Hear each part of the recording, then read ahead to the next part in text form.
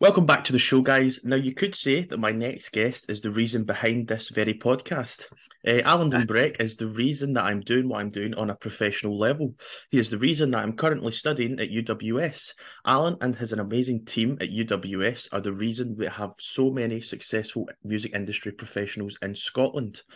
Now, Allan Dumbreck is a senior lecturer at UWS with commercial music, an undergraduate hybrid programme that also works alongside the master's degree in music. Allan has worked all over the world with international music education initiatives for over 20 years and regularly lectures on topics such as music entrepreneurship and royalty income streams within the EU. Allan also works in many different sectors of the music industry, such as education, music project management, music workplace, and the European music industries, just to name a few. Allan also has expertise in international exchanges and structure and nature of French, German, and Dutch education systems. Back in 2015, Allan devised and proposed the research for his first book called Music Entrepreneurship, which he co-authored and edited with Professor Gail McPherson. The focus was to investigate the intentions and experiences of young and entrepreneurs and then assess this academically for the benefit of emerging music professionals. Allan now has a new book with a working title, Managing Artists in the Music Industry, coming out with the amazing Jane Steins. This is where they are investigating and interviewing managers within the music industry. The aim is to see how different managers work within the music industry and for them how to detail their lives are changing and the role of the manager is changing every day. This man has done more to change the face of the Scottish music industry than most, and I'm sure this is not a podcast that will let you down. Ladies and gentlemen, Allan Dumbreck. Allan, Well, I how hope I are can you? live up to the intro, Jack. Yes, I'm fine. You can be my PR manager any day. Of course. So just to kick off, mate, like where did you your career start? Where was the first kind of few steps? How did you get into the industry? How did all this begin? I was in bands when I was at school. I was in bands when I was at uni. I went to university, Edinburgh University, to study electrical engineering is my degree, my undergrad. Primarily because the kind of qualifications that you're doing now didn't exist when I was your age. Not that I'm bitter about that at all in any way. So I had to go out and write them all to make them all happen. I then went on. I was very fortunate in that one of the bands I was working with when I was at university got picked up in the John Peel show, John Peel session on Radio One, which was a big thing back in the 80s, 90s.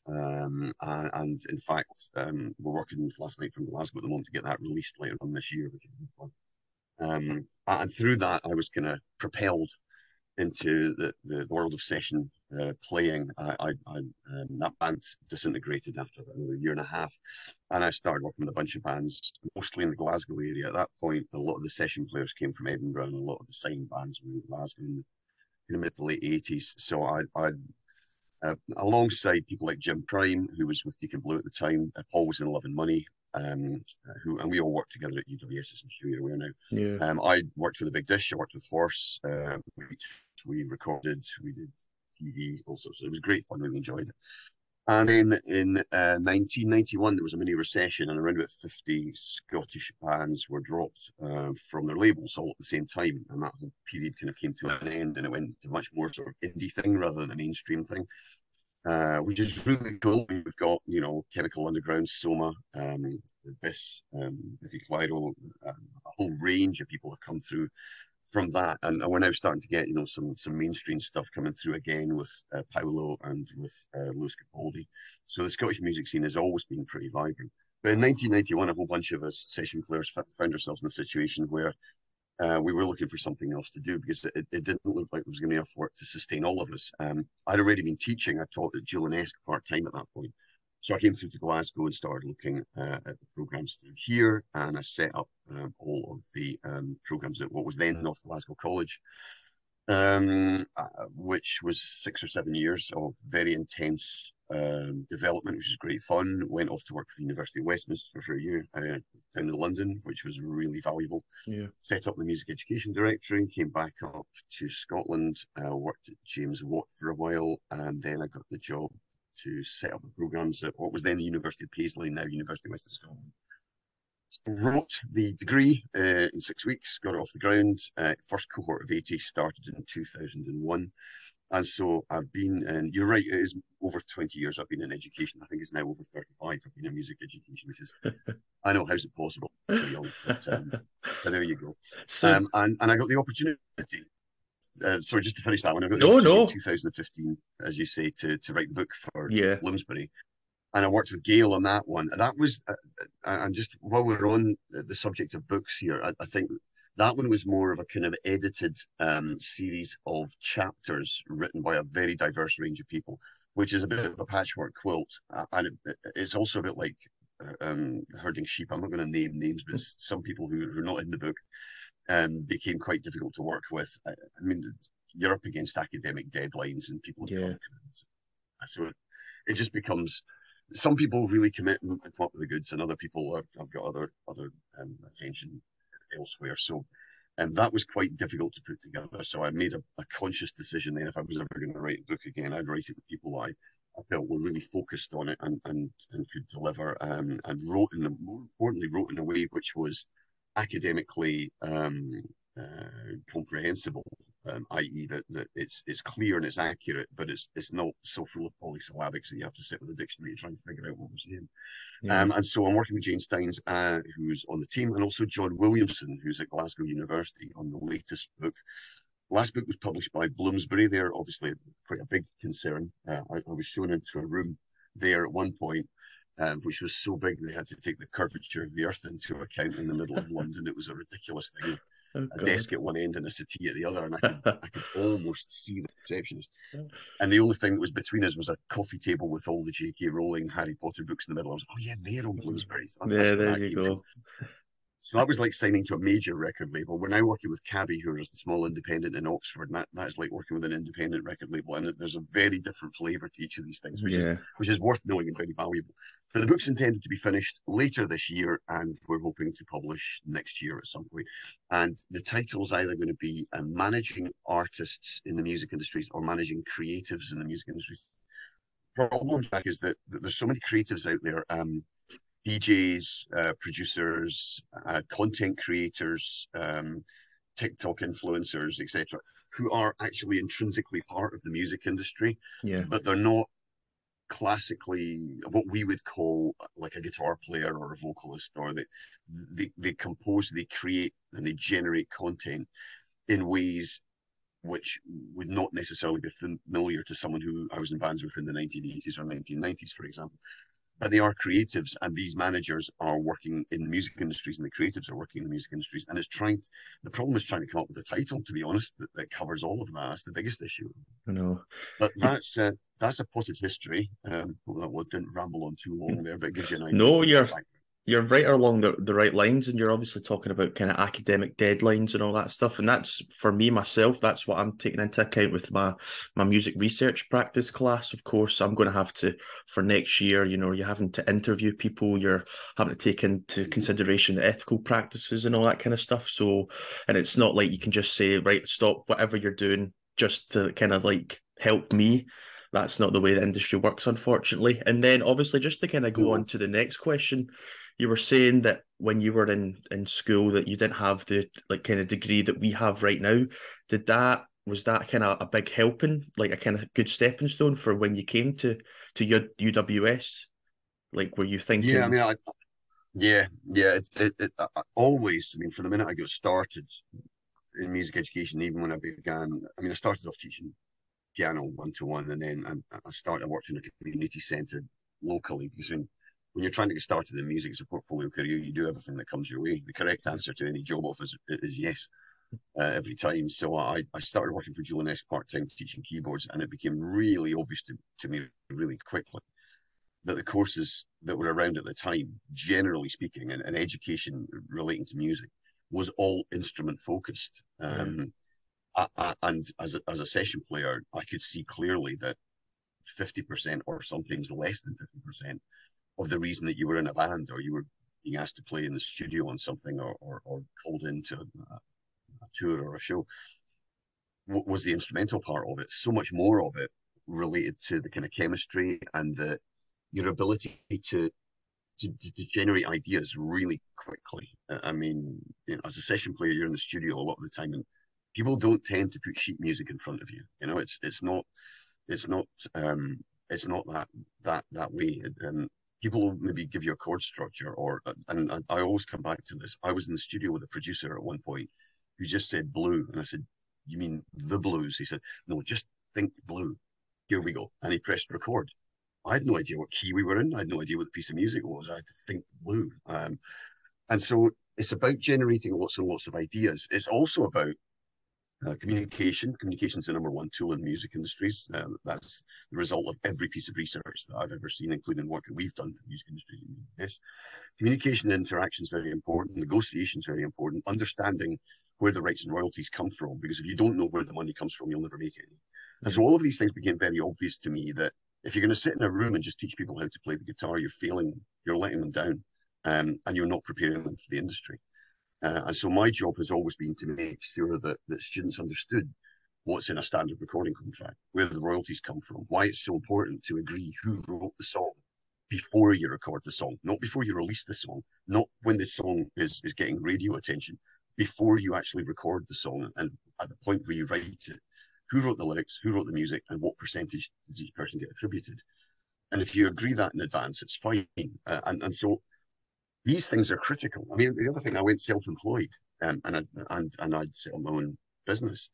And my accountant said, "Send me your books." I'm like, "I don't know what you're talking about. You need to put an Excel sheet together with your income and expenditure." Okay, so all of that stuff, all of that stuff's so critical. And if you go to a music school and all they teach you is how to play your instrument and how to compose, they're teaching you about 25% of what you need. Mm. And I mean, a huge part of being a musician is being in the right rehearsal studio or at the right gig, or at the right recording session, or just at a show, or in a bar. Sometimes it's like, oh, there's so and so from Beeb, or there's so and so from such and such a promoters, or go and speak to them and talk to them and explain who you are and what you're doing, and suggest things you can do. It's 50% is what you know and what you've done and what you're capable of doing, and the other 50% is who you can communicate with. What Yeah, I you need to do, think that's why I love the course, because it's like a hybrid. So you've got the production students, you've got performance students, you've got business students, and you can bounce ideas off each other. Because I know about recording more than I did before I joined UWS. I know a little bit more about production and all that kind of stuff. And we were in a class a few weeks ago, and Brown Bear was talking about when he was supporting a tour, working like backstage behind the scenes, and the tour manager came up to him and said, "Do you know how to do this?" And I think it was something to do with rigging. And it's just kind of automatic answer was yes. And then he kind of just he processed what he asked. He's like, "I've got no clue what to do." But then obviously he went and he asked someone that did know what to do, and that's how you kind of learn. And you're trying to, as you say, like every job, just kind of say yes, even if you don't know everything about it. At I least kind of do the research. absolutely, absolutely. I mean, I've always thought, I always say to students, you've heard me say this before. One of the most important things is to look at what needs to be done, and look at what people are asking you to do, and consider, how much of this do I know? What do I need to learn? How quickly can I learn it? And why should I not apply for this? And you shouldn't look at jobs and go, "It's not my thing." Yeah, If it's a job in music or the related industry, you should look at it and go, "What is stopping me? What is preventing me from applying for that job?" And in the time that between applying for this job and doing the interview, can I learn everything I need to know? That's the correct approach, because yeah. that's the way the music industry is focused, and it's really critical. But I mean, I'm thoroughly enjoying the research for the book. It's fascinating to see the way things are going. People are talking about NFTs. People are talking about a recovery after COVID. We interviewed we've interviewed the managers of people who managed Bastille, Paulo, Lewis, people managed Tricky, Rag and Bone Man. It's been great, and we're getting some really interesting information. And there's a consistency of message here, and clear messages. It's very important at the start that the manager and creative, the artist, sit down and decide, what is it we're trying to achieve, where are we trying to go, so everyone's got a clear picture of what we're trying to do, and then just to be honest with each other, and try and manage expectations and contain egos, and just keep developing. So it's the fascinating part of the research is always when you're talking to somebody and they come up with something you didn't expect. You're like, Yeah. "Whoa, I never thought of that." And they're like, that's such a critical thing. And you're like, right, make sure we capture that. So Yeah, my job is to make sure that we convey the correct messages with the correct weight yeah, to make sure that young managers or young people who are trying to get involved in music get the correct message and go in the correct direction and are prepared for as much as possible for what's coming down the line. And regardless of whether I'm writing a book or teaching on the program, it's all the same thing. It's about basically trying to make sure that everyone out there has got a lot more advice and information than I ever had when I was working in music. If I'd known all the stuff then that I know now, I'd probably be a lot better off, Jack, to be absolutely honest with you. Although well, I'm not, I'm not. and selfishly, I'm kind of glad you didn't, because there I wouldn't have I might have never met you. So, but I think again, also it's very good on like a kind of university level. I've never kind of disheartened like high school students or something like that. But sometimes the way you're if you're in music, especially, they're just kind of there to kind of check a sheet. But I feel like with university, obviously you're meant to reports and all that, and you are at the end of the day meant to Yeah, kind of yeah. just check a sheet. But it's also people that have been in the industry and that are still researching the industry. And like, say, for example, like your book, or like if Dr. Ian Taylor, who was on the podcast a few weeks ago, was writing a book, that's something that the students can then use to their development when they leave Mm-hmm. university. So it's people that have actually been in your shoes, they've lived it. So it's not the kind of the BS sometimes that maybe No, like I lower agree. education might kind of give you. No, I agree with you. I mean, I think that the most important thing, if you're going to convey information to people, the most important thing here is that you need to convey the correct information, the information they need the most. You need to convey it in a way that motivates them, not demotivates them. Exactly. And there's so many great examples of how you do that. And you've also got to accept. I mean, as we all had to accept, when you're trying to find your way in an industry or when you're trying to learn what you're doing at first, you're going to make mistakes. There's no such thing as the perfect career where nothing goes wrong. And in fact, good project management often is about how well you recover from a setback rather Yeah. than how fantastically well it ran. I remember interviewing one of the guys that was on Radiohead's management team for the first book, and he said, I welcome failure. He said, failure is critically important. He said, because with failure, you can investigate it, you can break it apart, and you can find out what went wrong. He said, success tells you nothing. And I thought that's a fantastic statement. That is. Success is great, but it tells you nothing. You Yeah. don't know where it came from. You don't know why it happened. You don't know where the money came from. You would have to work really hard to get that information, but you're now too busy because you're successful. If you fail, you learn from that and you use that information to, as Samuel Beckett said, fail better, as we discussed this week. As he said to his students all the time, yeah, your play failed. Famous playwright. Go out and do it again and fail again, but this time fail better until Exactly. failing better becomes success. Absolutely genius advice. And it's you don't you know you don't learn if you don't make mistakes. It's the feedback, it's the errors Yeah. that you learn from. But if you don't try, you'll never learn anything. And so it's just to convey that, and also to assure people that the important thing here is to understand that everyone's in the same boat. It's not like we're here and all the really successful people are on the top of a wall somewhere where we can just about hear the party, and we're Yeah. never going to get there. It's a step you travel up one at a time, and everyone got there the same way. I remember we brought in Bruce Finley, who managed Simple Minds, for a guest lecture at one point, and somebody said to them, you've got such a fantastic list of successes, Bruce's records, Simple Minds, all the other bands that you managed. And he said, yeah, he said, I'm like every entrepreneur. He said, I'm only going to show you the flowers in the front garden. I'm not going to show you the corpses in the back garden. No. Yeah. And I thought, Exactly. really interesting point. And he said, to be fair, he said, for most entrepreneurs, the corpses outnumber the flowers, sometimes 10 to 1. And we don't talk about, the things that went wrong, the things that didn't happen. It's like we learned, we moved forward. We lost a bit there and it wasn't so good. But having learned what happened there, we now go forward and we make sure it doesn't happen again. And that's the point. That's really one of the keys here, because you need the experience on the one side and you need the education on the other, and the two of them together are ironclad. If you only have Yeah. one, you're missing 50% of what you need, and that's kind of been the kind of the basis of what I've been trying to do most of Yeah, my life, I well, suppose.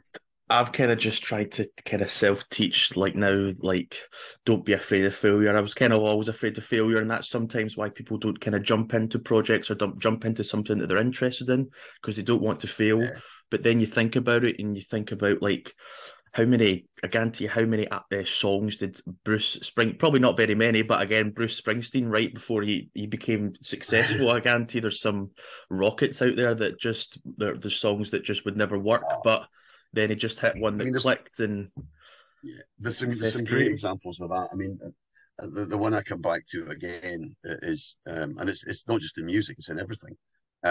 One of the most famous cars of all time, the Model T Ford. The Model T was the first mass-produced car ever made in the early 1900s, and it shone a light for all car production and for all vehicles from that point onwards. Why was it called the Model T? Because the models A, B, C, D, E, F, G, H, all the others failed. The T was successful. There you T go. is the what?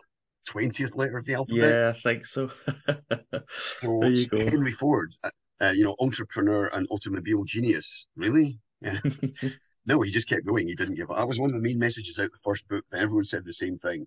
Don't give up. To what do you attribute your success? Don't give up. JKG, just keep going. There you go, And I just thought guys. that's a For all you fabulous. That's today's message, kids. for all Just you keep going. singer songwriters, just write 20 songs and your 20th will be a success. Well, again, So another kind of key message there, just while we're on it, was interviewing Scott Kirkwood, graduate from the program, who set up Kingdom Management, found Lewis Capaldi, and made him successful. And he said, "Do you know how many songs we wrote for that album?" He said, "Nearly 200. Lewis was on 20 or 30 writing sessions at least. We had nearly 200 songs. So what you're really doing is releasing an album that's a greatest hits package." And I thought, there that you is go. genius. You know what I Uh, mean? Don't write 10 songs and record them. Write 200 songs, pick the 10 best and release those. And just, Definitely. there's all these little snippets. And if you add them all up, it's like, that is a great way to do things. And my job is to kind of gather all of that, compress it, and then hand it to you guys, Exactly. and give you the tools, and it's a joy. It's an absolute joy, Jack, when you see students who get it and put the graft in Yeah. and succeed, Yeah, definitely. I It's a think total it'd be buzz, mate. very rewarding. Hugely rewarding. And Ben Pomfret, graduate from about 10 years ago, just emailed me this morning. He said, "Look, I'm between gigs." He was Liam Gallagher's tour manager. He's now back working for DF. He's done all sorts of stuff. And he's like, "Look, man, I'm back in town. Do you want me to come in and do a guest for you?" And I'm like, "Sure, we'll catch a lunch." He's like, "Whatever, forget it." And he doesn't charge us. He doesn't ask for anything. He just comes in because he wants to put something back because he got so much out of the course. That's a total buzz. I mean, Yeah. that's a good That's gig. I think that's what I feel is most as well, because a lot of the guest lectures that come in were always ex students, whether that was 15 years ago or whether it was a year ago. It's something like you gave them the kind of path to become successful, so they love kind of coming back and rewarding the students to Yeah, then develop their own careers, and then one day you end up completely. working with someone that was in the course, 10 years ago. You never know. Like you could be working with them in a year's Yeah, time, and it's like you've got that in common. And a yeah. lot of the students It's always it's just go. nuts. I remember actually seeing that while I was working in Lidl. It was a police officer actually in Greenock, a local police officer, and then we were just kind of getting to chatting, and he's like, "What are you doing in university?" And I said, I didn't get his name, but I said commercial music, and he's like, "Oh, I'd done that course like 10 years ago," and he's like, "Is Allan Dumbreck still there?" And I was like, "Yes," and he's like, "Oh God." So Well, there you go. You're there's a the name police and everything. all around the world. No, I know Uh, it's hard to hide with a name like Dumbreck, but I mean it's great. I mean I'll be at gigs and I'll be talking to two or three people and I'll suddenly realise they don't know each other. I'm going, "Oh, hang on, ex grad, commercial museum." They go, "Did you do the course? Did you do?" "Yeah, oh God, yeah, I did it." Bloody. And I don't want to embarrass them by being like so ancient these days, so I just murmur in them and say, "We were at university together," and we just go with that. It's always a laugh. But look, one final message from me. This is really really important.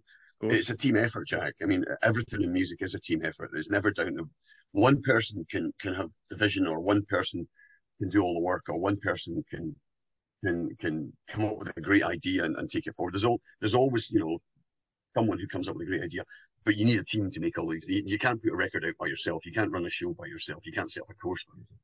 It's a team effort, and people have got coming through now. Ian Taylor, as you mentioned, Claire Duffin.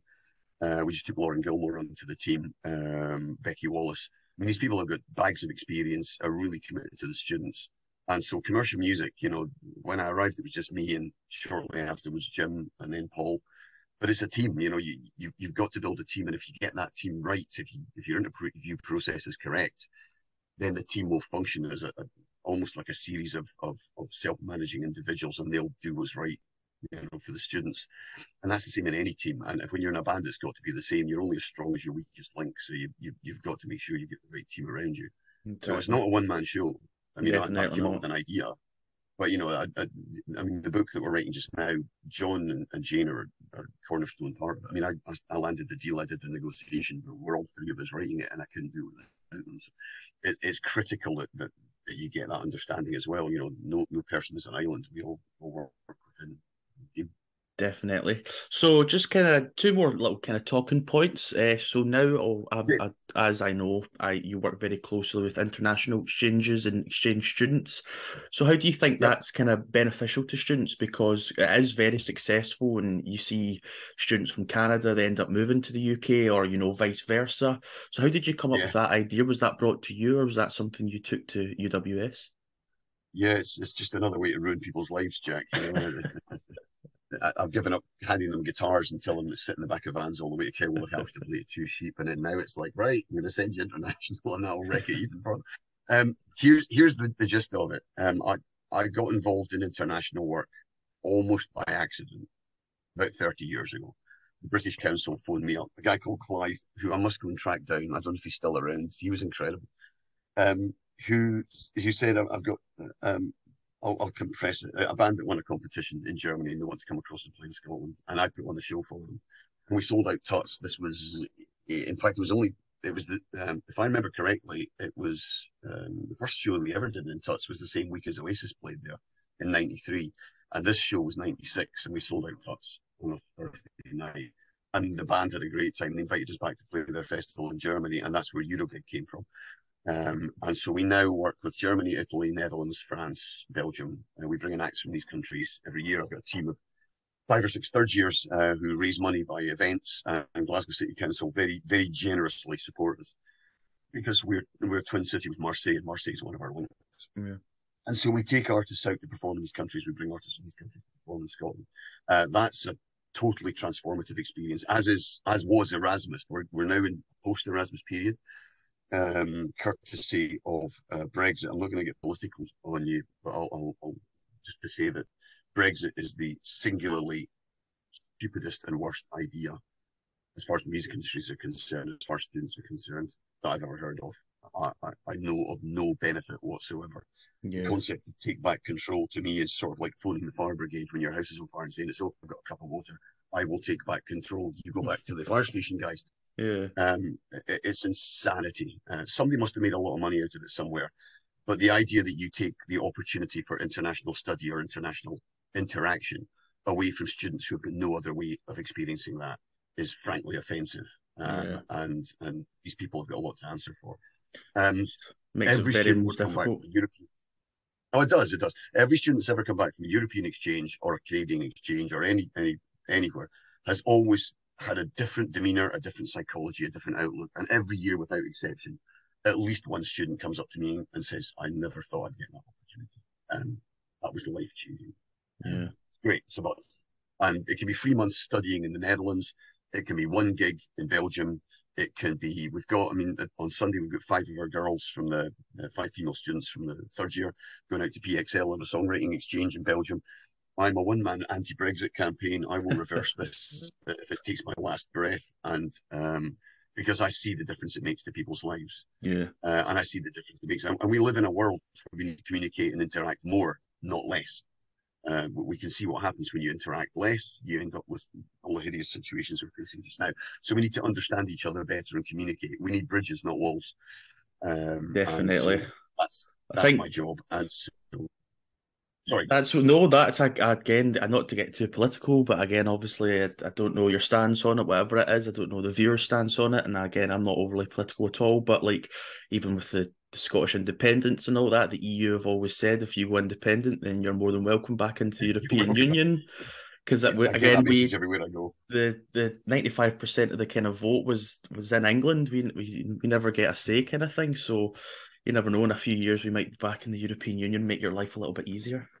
Let's wait and see. Who knows? But certainly, I make a big point of talking to Europeans and saying it's not what we voted for in my country, and they're like, we know that. So we're on that basis, we're able to make agreements which still allow the students to travel. So I've got places for 20 or 30 students to go out next year, and I'll be working very hard to try and fill all of those. But it's a hugely beneficial experience for all students to experience a different culture and to live within, just to see how they do gigs and write songs and how their music industry functions, but also how they function as people. And it allows us to understand that we are all just one family, living in different rooms. We're not really different nations at all. And you need to get that message across. Very important. Well, guys, that is a fucking amazing way to end the podcast. One of the most interesting conversations I think I've had with a person, Alan. It was such a pleasure to have you on. Thank you very much, guys. Thanks for inviting me, Jack. No, not at all, guys. I will leave links down below to Alan's social medias and Eurogig and all that, and events that he's put on or it's coming out. Make sure to check out his book at the end of this year, early next year. And if you're ever thinking of a career in music, please come to Commercial Music UWS. It will not let you down. Guys, I will see you next week, and thank you very much for watching. Cheers. Thanks, Jack. Thanks very much. Take care.